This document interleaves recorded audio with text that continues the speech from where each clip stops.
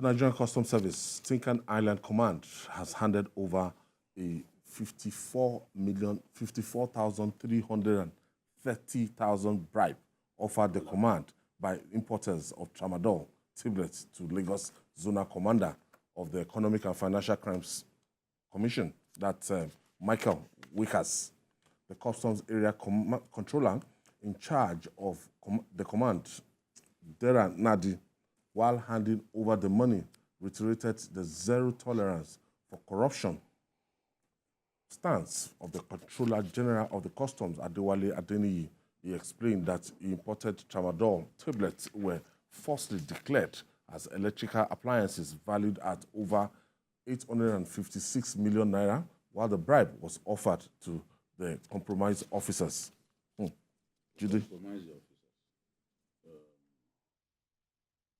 We have to give credit to those custom officers that they sought to compromise with $54,330,000. That's a lot of money into this Nigeria.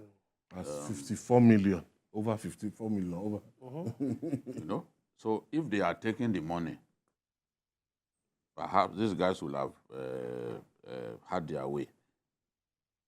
We are doing everything to stop illicit drugs flowing into our country. But it's still Nigerians who are trying to circumvent the system, doing their best to bring these things in. And these are drugs capable of destroying the lives of our people. The Indians, for example, have even way above the usual grammage for the drug. What they are sending to Nigeria, they've increased it so that with one tablet, you know that you are good to go. You can imagine 200. It's supposed to be 50. In those days, before it became illegal, the Tramadol that you can readily lay your hands on is just the 50 whatever.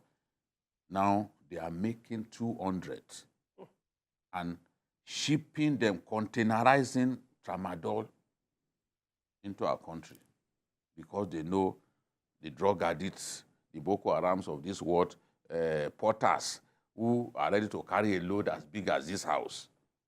All those boys in the markets, these are the things that they consume. Even factory workers. Their eyes will be wide open till daybreak. Factory workers. Yes, you know, it gives them energy, but it's going to ultimately destroy their kidney and other. The morale will be high. The strength, you see the strength to stay awake. Some take it just to go and sleep with a woman. They believe that it gives them staying power. You know? No, it's not. It's not really an aphrodisiac. It's the staying power. Staying power. Because aphrodisiac is meant to just for a period. Help you achieve turgidity, you know, and all that. But this one, just for some time, this one is that staying power.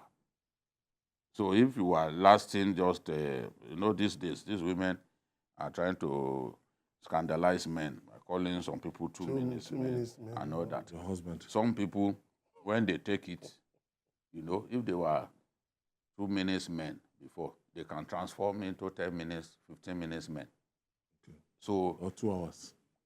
2 hours. That one will die now. That one will die. You minister to someone for 2 hours. You'll be dead too. Fine. And you'll be arrested. So this is why we must do everything to stop Tramadol coming to our country. Even Tramadol that they are in trailer load, they were sending it to Sambisa. It was intercepted by vigilant NDLA men. Somehow they still find a way to bring this into the country. NAFDAC is doing its best, but the best I can say is not good enough because this thing still comes into our country, and this is the consumption rate is higher now. When you mark it as electronics or something, if we don't do the due diligence or 100% inspection, as they say, you will never know that it's actually Tramadol that is there now. Or the way they will have packed it to look like something else. So Now, once these ones were found out, the suspects quickly offered a bribe of $54,330,000. That's a lot of money. So, in these difficult times, to reject that kind of money, they deserve kudos. And kudos to the CG of Customs for the reform that is taking place there, and of course the area controller. All right. Any good news from them these days? Now, this custom guys, it's really impressive. Very, very, very, very. It's commendable, really. Because people in customs, they face, in fact, federal government agencies that are exposed to these, to certain areas, they face a lot of temptation. Yes. You know, and threats, and death threats too, because some people can be so desperate that if they reject the bribe, they can actually take them out, try to hurt them. So government has to give them, has to encourage them, continue to encourage them, give them necessary backing, and make sure that it fights this substance abuse, importation. You know, taking the battle to the sources, to those source countries, those supplier nations. There should be diplomatic pressure on those nations to stop sending these things, because it cannot just be. It's not possible for random people to be exporting all these substances to Nigeria without maybe some form of collaboration, you know, from the home government. The market is getting wider. Yeah, that is. Yeah, because, you know, the economy is depressed. And a lot of people just feel that they need certain things to set them in a right frame of mind, so, you know, so to speak. So you find out that, you know, people want to take, for instance, factory workers want to take it so that they can, factory workers on target.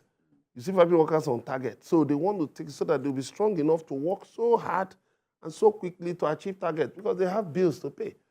But I think effort should be made to get people to know, to realize the dangers, that this is damage their kidneys, their liver.